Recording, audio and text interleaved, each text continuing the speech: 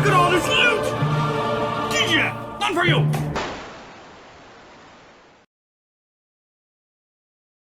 Welcome back, I'm Captain Xavier, and I have once again been sent a most auspicious package. This one is not near so shiny as the last, but the contents are still pretty cool. This one comes to me from Bui Blasters, of course, and it is the Colonel Wasp 76, and I'm pretty excited. I wanted one of these when they first came out, but couldn't quite convince myself to pull the trigger. Then it came out in my colors, and I was able to get it from Bui Blasters, and so I'm pretty excited. So I'm gonna put it together, and then we're gonna go to the range, and we're gonna plink with it, and then we'll come back here and talk about it. I'm gonna need a screwdriver. Right, and I'm here on the range, and it's a beautiful day, and I'm going to do some plinking. The battery is just dangling free here, but I've ordered the buffer tube. It will be in buffer. Right, and I'm here on the range. It's a gorgeous day, and I'm going to do some plinking. The battery is just dangling free there because I don't have the buffer tube. I have ordered it. It should be here in about 2 weeks, and then I'll talk about that when it gets here. But should be able to do reliable single shots with this because it's got the same wiring as a Stampede, which allows for easy single shot. And then we'll do some mag dumps, but let's just see. Can I hit the 25? I can. Definitely. 50. Oh. It wants for a scar barrel. Oh, that one getting some inconsistent results. I blame the ammo. Can I hit a bottle?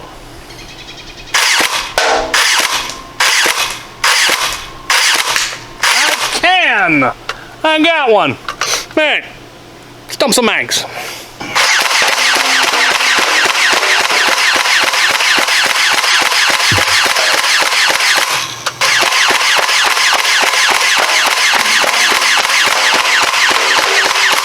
Mag dumps are all well and good, but I've got questions. So I've got 5 of my newest bamboo darts, and then 5 of these red darts, and I want to see if there's any noticeable difference in consistency or accuracy.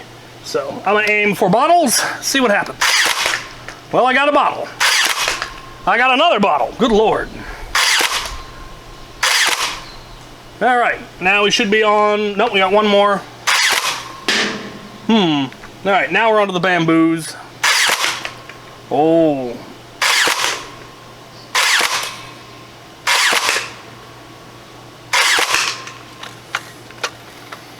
Well, I think that speaks for itself. It likes them bamboo darts. Good to know. I may have to, maybe I'll get myself that bamboo making jig, or just order bamboo darts in bulk. All right, now let's go have a chat about it. Right, that was entirely too much fun. I am going to enjoy this blaster a great deal once I get it all gussied up. So let's talk about it. For those who aren't aware, this is what is referred to as an AEG, or what Nerf referred to as an ECS, I believe, Electronic Clip System. I'm not entirely sure what AEG stands for. I assume Automatic Electric Gun, but I could be wrong. But it is, in fact, a springer. So the primary propulsion system that fires the dart is a spring-powered plunger, like in many Nerf blasters, but this one is driven by a motor and a gearbox, and it's really quite a fascinating system. If you're familiar with a Stampede, it is the exact same thing.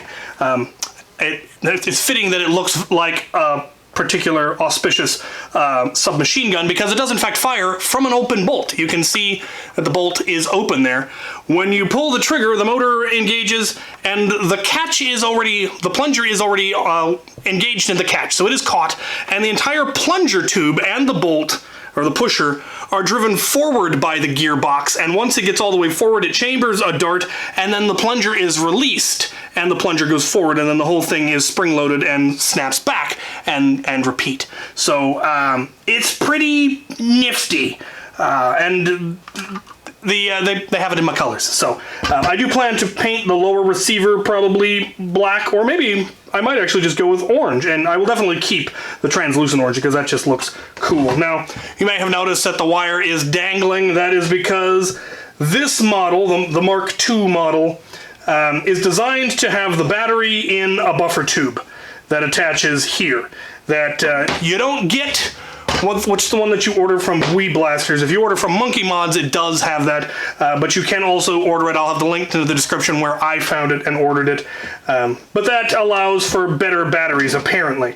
Previous version, the battery went in the stock. There was a door that covered that, and the wire came down and through there. Why they decided to go with this, I assume for superior batteries.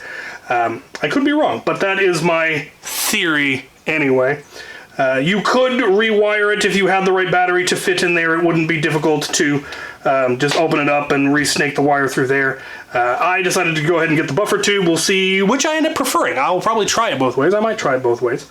It will take standard Talon magazines. This is not an actual worker Talon, but you really can't tell the difference. Workers work just fine. It will also work with Tachi mags. I presume it will work with Koda mags. So that's pretty neat. There are, in fact, a lot of cosmetic kits for it that I have seen that are pretty cool. I'd like to get the top rail portion for it. I don't think I'll get one of the barrel kits. Maybe. But I might. The reason I'm considering it is, of course, the form factor. This is quite unmistakably an MP40, which is a problematic form factor for reasons. So yeah, I think having the actual, buffer tubed proper stock and maybe a different barrel would get you away from that aesthetic a little, which is probably for the best, but I really like the functionality. And FIPS! I forgot to get you FIPS! I know you love your FIPS! Let's go get you some FIPS. Right, FIPS. I'm gonna start with 5 Adventure Force and then 5 of the bamboos, and we'll see what kind of numbers we get. 174, 152, 139, 177, 125. So, bit of a spread there, probably because of the ammo. Alright, let's try the bamboos. 179, 152, 176, 178, 168. So a little less spread. And they do seem to shoot a lot straighter, so I will probably lean towards bamboos in this, which means I will need to get more or get that jig. Let's talk some more. So a couple of additional features that I hadn't already mentioned. There is an on-off switch, or a safety if you prefer, right there, which is neat. Left-handed, even. So I appreciate that. If you were right-handed, that would be hard to reach. Ha ha ha, victory is mine. And the barrel, it does have a little bit of exposed barrel, so you could potentially put a worker scar barrel on there. I think it's the right diameter. And interestingly, when you fire it, the barrel does in fact move forward slightly. But that should be enough material to get a worker scar barrel on. You might have to cut the worker scar barrel down a little if you don't want a gap.